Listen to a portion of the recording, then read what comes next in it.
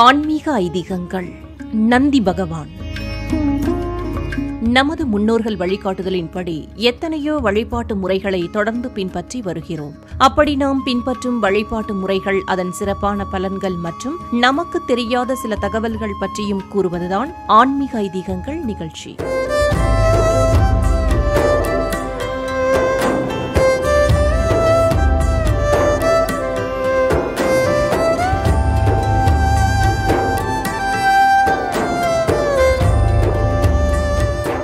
அந்த வகையில் நந்தி பகவானின் தத்துவங்கள் மற்றும் அவரை வழிபடுவதால் ஏற்படும் பலன்கள் பற்றி இன்றைய ஆன்மீக ஐதீகங்கள் நிகழ்ச்சியில் தெரிந்து கொள்வோம்.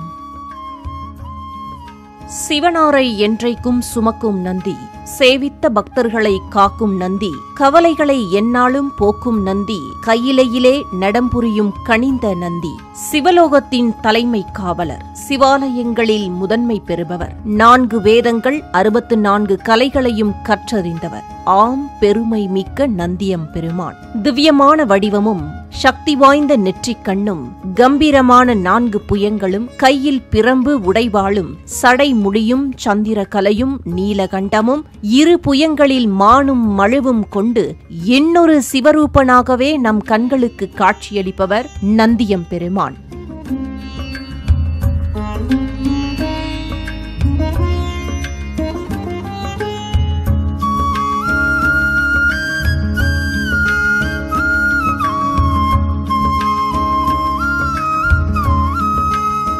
நந்தி என்றால் ஆனந்தம் என்றும் மகிழ்ச்சி தருபவர் என்றும் பொருள். தன்னை வேண்டுபவர்களுக்கு வேண்டிய மகிழ்ச்சியை அள்ளித்தரும் கடவுள் என்று போற்றப்படுகிறார்.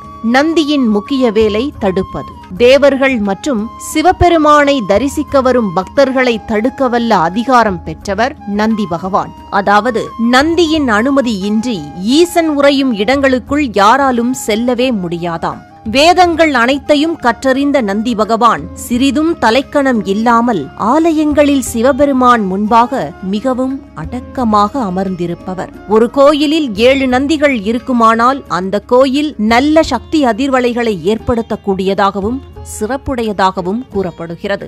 அதேபோல 5 பிரகாரங்கள் இருக்கும் கோயிலில் இந்திர நந்தி, பிரம்மநந்தி, வேதநந்தி, விஷ்ணு நந்தி, தர்மநந்தி என 5 நந்திகளை தரிசிக்க முடியும் என்று கூறப்படுகிறது.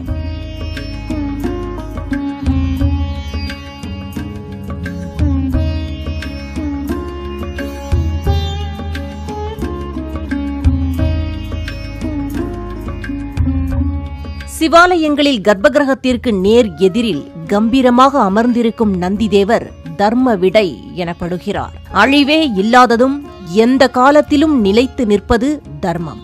அந்த தர்மமான நந்தி இறைவனிடத்தில் சென்றடைய அந்த நந்தியின் மீது ஈஸ்வரன் அமர்ந்திருக்கிறார். தர்மம் இறைவனை தாங்குகிறது என்று பொருள்.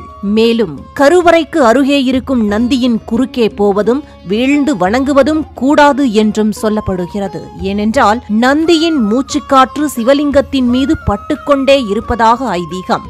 நந்திதேவனின் மூச்சுக்காற்றைத்தான் சிவபெருமான் சுவாசிக்கிறாராம். அதாவது தர்மம்தான் இறைவனின் சுவாசமாக கருதப்படுகிறது.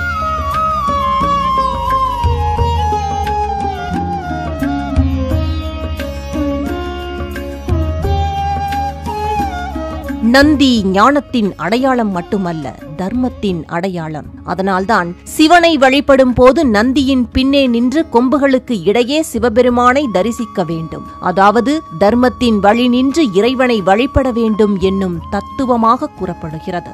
சிவபெருமானின் கட்டளையை நிறைவேற்றும் சேனை தலைவராக விளங்கும் நந்தியம் பெருமான் பிரதோஷ வேளையில் அபிஷேக ஆராதனைகளுடன் போற்றப்படுகிறார். முக்கியமாக பிரதோஷ வேளையில் நந்தி பகவான் நம் கோரிக்கைகளை உன்னிப்பாக கேட்பதாக சொல்லப்படுவதால் அந்த நேரத்தில் வைக்கும் அத்தனை கோரிக்கைகளையும் எடுத்துச் சென்று சிவபதத்தில் சேர்த்து அதனை நிறைவேற்ற துணை புரிவார் என்பது நம்பிக்கை.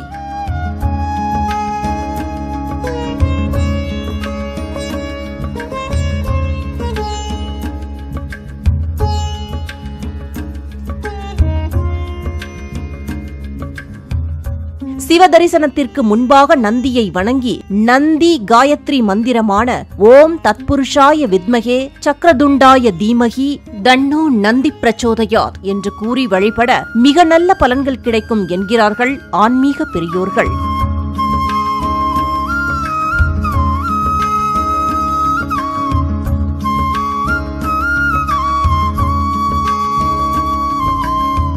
சிவபெருமான் தானே முன்னின்று நந்தியம்பெருமானுக்கு திருமணம் நடத்தி வைத்த திருத்தலம் திருமழப்பாடி ஸ்ரீ வைத்தியநாத சுவாமி திருக்கோயில். நந்தி கல்யாணம் பார்த்தால் முந்திக் கல்யாணம் நடைபெறும் என்பது பழமொழி. அதன்படி நந்தி திருமணத்தை நேரில் காணும் வரன்களுக்கு அடுத்த வருட நந்தி கல்யாணத்துக்குள், அதாவது சரியாக ஓராண்டுக்குள் திருமணம் நடைபெறும் என்பது ஐதீகம்.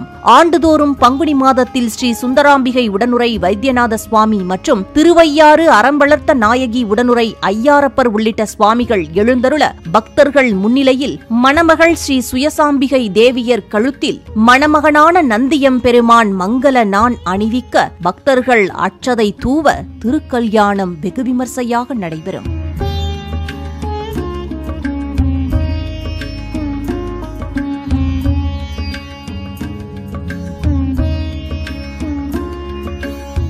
நேயர்களே, இன்றைய ஆன்மீக ஐதீகங்களில் நற்கதியளிக்கும் நந்தி பகவான் பற்றியும் வழிபடும் முறைகள், அதன் பலன்கள் பற்றியும், குறிப்பாக நந்தி திருக்கல்யாணம் பற்றியும் பார்த்தோம்.